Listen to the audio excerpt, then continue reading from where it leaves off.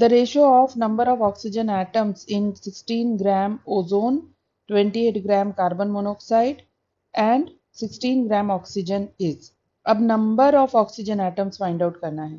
Number of moles of ozone हो जाएगा weight of ozone that is 16 divided by molecular weight of ozone that is 48. अब 1 mole of ozone में 3 moles of oxygen atom present होता है.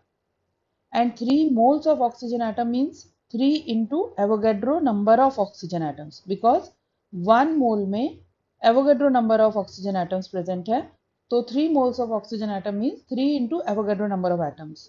तो 1 mole of ozone में 3 into Avogadro number of oxygen atoms present है, तो 16 divided by 48 moles of ozone में 3 into 16 divided by 48 into Avogadro number of oxygen atoms present है. This is Avogadro number. On solving, this is equal to Avogadro number. So 1 mole of ozone में Avogadro number of oxygen atoms present है.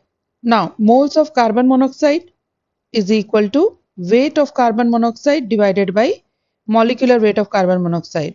तो ये हो गया 28 divided by 28, तो this is equal to 1 mole. अब 1 mole of carbon monoxide में carbon monoxide का molecular formula है CO. तो 1 mole of carbon monoxide में 1 mole of oxygen atom present है, which means 1 into Avogadro number of oxygen atoms present है. So number of oxygen atoms in 28 grams of carbon monoxide is equal to Avogadro number of oxygen atoms. अब weight of oxygen given है 16 grams. तो moles of oxygen हो गया 16 divided by molecular weight of oxygen that is 32 gram per mole. तो कितने moles हो गए? half mole. अब molecular formula of oxygen है O2.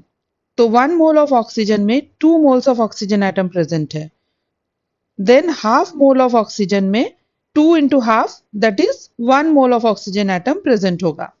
And 1 mole of oxygen atom means Avogadro number of oxygen atoms. So the ratio of number of oxygen atoms in ozone, carbon monoxide, oxygen is the ratio of the Avogadro number, and this is equal to 1:1:1. So correct option is option 4.